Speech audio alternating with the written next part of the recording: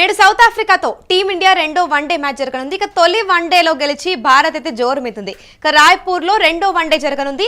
Super form లో రోహిత్ శర్మ మరియు విరాట్ కోహ్లీ ఉన్నారు. ఇక మార్పు లేకుండానే టీమిండియా రెండో వన్డే ఆడే అవకాశం కూడా కనిపిస్తోంది. ఇక మరొక్కసారి పెవిలియన్ కే పరిమితం కానున్నారు రిషబ్ పంత్ అని కూడా వినిపిస్తోంది. ఇక యశస్వి జైస్వాల్ మరియు రుతురాజ్ గేక్వాడ్ కు మరొక అవకాశం. సౌత్ ఆఫ్రికా తరపున జట్టులో చేరుతున్నారు కెప్టెన్ తెంబా బౌపా ఇంకా మరియు స్పిన్నర్ కేశవ్ మహారాజ్.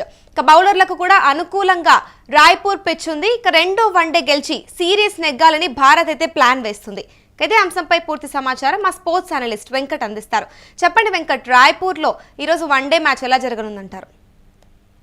మూల్య ఎంతో ఉత్కంఠగా చూస్తున్నటువంటి రెండో వన్డే కూడా రానే వచ్చింది. ఈ సిరీస్ లో ఎలాగైనా ఈ సిరీస్ ని ఎలాగైనా సరే కైవసం చేసుకోవాలని కెప్టెన్ కేఎల్ రాహుల్ పట్టుదలగా ఉన్నాడు. ఎందుకంటే మొన్న జరిగినటువంటి రెండు టెస్టుల సిరీస్ లో టీమిండియా వైట్ వాష్ అయింది.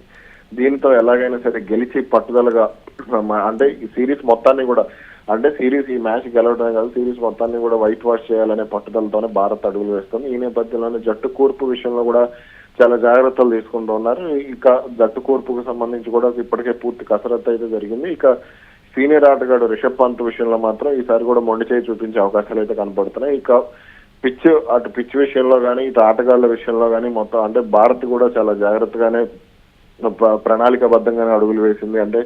వన్డే ఆటగా దాదాపుగా 350 స్కోర్ తగ్గట్టుగానే 350 పైన స్కోర్ నమోదయ్యే విధంగానే పిచ్ కూడా రూపొందించారు అనేది కూడా కొంత వినపడుతుంది. ఇక హిట్టర్ల విషయంలో కూడా చాలా జాగ్రత్తగానే ఉన్నారు. ఎందుకంటే మొన్న మ్యాచ్ లో రుతురాజ్ గైక్వాడ్ యశస్వి జైస్వాల్ ఫెయిల్ అయ్యారు. ఈ మ్యాచ్ లో మాత్రం వాళ్ళిద్దరికి మరో అవకాశం ఇచ్చి ఖచ్చితంగా వాళ్ళని ప్రోత్సహించాలంటూ కూడా కేఎల్ రాహుల్ భావిస్తున్నాడు. దీంతో వాళ్ళిద్దరు కూడా ఈ మ్యాచ్ లో బ్యాట్ చూపించే అవకాశాలు అయితే కనపడుతున్నాయి. ఇక అటు బౌలింగ్ విభాగంలో కూడా భారత్ కాస్త కట్టుదిట్టంగానే కనపడుతోంది. ఎందుకంటే కుల్దీప్ యాదవ్ మన మ్యాచ్ లో గేమ్ చేంజర్ గా నిలిచాడు. అతను కూడా కాస్త పట్టుదలగానే కనపడుతున్నాడు ఈ మ్యాచ్ విషయానికి వస్తే. ఇక రోహిత్ శర్మ, విరాట్ కోహ్లీ, కేఎల్ రాహుల్ వీళ్ళ ముగ్గురే ఇప్పుడు నేషనల్ మీడియాలో కానీ ఇంటర్నేషనల్ మీడియాలో కానీ క్రికెట్ వర్గాల్లో కానీ హాట్ టాపిక్ అయ్యారు. వీళ్ళ ముగ్గురు పైనే మ్యాచ్ కి సంబంధించి అంచనాలన్నీ కూడా ఉన్నాయి. మొన్నటి మ్యాచ్ లో విరాట్ కోహ్లీ సెంచరీ చేస్తే రోహిత్ శర్మ, కేఎల్ రాహుల్ ఇద్దరు కూడా అర్ధ సెంచరీలతో రాణించిన పరిస్థితి మనం చూసాం. ఇప్పుడు వీళ్ళ ముగ్గురు ఏ విధంగా ఆడతారు అనేది ఆసక్తిని నేర్పుతుంది. ఇక బౌలింగ్ విభాగంలో హర్షదీప్ సింగ్ కొంత మెరుగ్గా రాణించాల్సి ఉంది అనేది కూడా కొంత వినపడుతుంది. అయితే ఈ మ్యాచ్ లో హర్షిత్ రాణాను పక్కన పెట్టాలి అనే డిమాండ్లు కూడా కొంత వినపడుతున్నాయి. మరి దీనికి సంబంధించి టీమిండియా యాజమాన్యం అడుగులు వేస్తుంది ఏంటనేది అయితే చూడాలి. అటు యువ ఆటగాళ్లు ముఖ్యంగా రుతురాజ్ గైక్వాడ్ కానీ యశస్వి జైస్వాల్ కానీ వన్డేల్లో రాణించాలి, వన్డేల్లో ముందుకు వెళ్ళాలంటే ఈ మ్యాచ్ లో తప్పక రాణించాల్సిన పరిస్థితి ఉంటుంది. మరి ఏ విధంగా రాణిస్తారు ఏంటనేది చూడాలి. రైట్, ఇప్పుడు మరి సౌత్ ఆఫ్రికా జట్టులో కూడా 2 మార్పులు జరిగినట్లు కనిపిస్తోంది.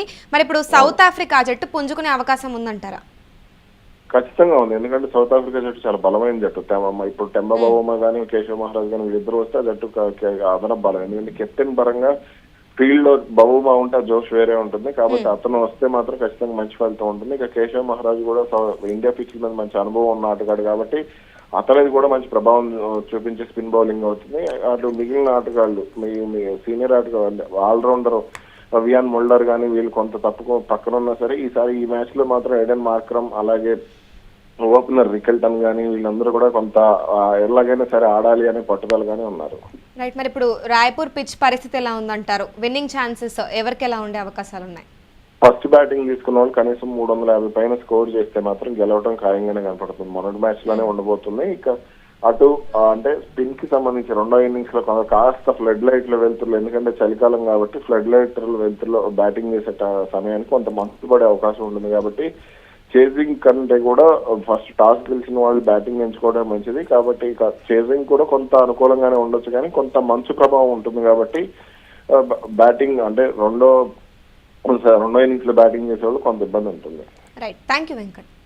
నేడు సౌత్ ఆఫ్రికాతో టీమిండియా రెండో వన్డే జరగనుంది. తొలి వన్డేలో గెలిచి జోరు మీదుంది భారత్. ఇక ప్రస్తుతం రాయ్పూర్లో రెండో వన్డే జరగనుంది. సూపర్ ఫామ్ లో అయితే రోహిత్ శర్మ మరియు విరాట్ కోహ్లీ ఉన్నారు. మార్పులు లేకుండానే టీమిండియా రెండో వన్డే ఆడే అవకాశం కనిపిస్తుంది. ఇక మరొక మరొకసారి కూడా పెవిలియన్కే పరిమితం కానున్నారు రిషబ్ పంత్ అంటూ వినిపిస్తోంది. ఇక యశస్వి జైస్వాల్, రుతురాజ్ గైక్వాడ్కు కూడా మరొక అవకాశం. ఇక సౌత్ ఆఫ్రికా తరపున జట్టులో చేరనున్నారు కెప్టెన్ తెంబా బౌమా, ఇంకా స్పిన్నర్ కేశవ్ మహారాజ్. ఇక ప్రస్తుతం అయితే బౌలర్లకు అనుకూలంగా రాయ్పూర్ పిచ్ ఉన్నట్టు కనిపిస్తుంది. రెండో వన్డే గెలిచి సిరీస్ నెగ్గాలని మాత్రం భారత్ ప్లాన్లో ఉంది. ఇక రెండో వన్డే కూడా ఫస్ట్ దానిలాగే ఉంటుందనే కూడా వినిపిస్తుంది.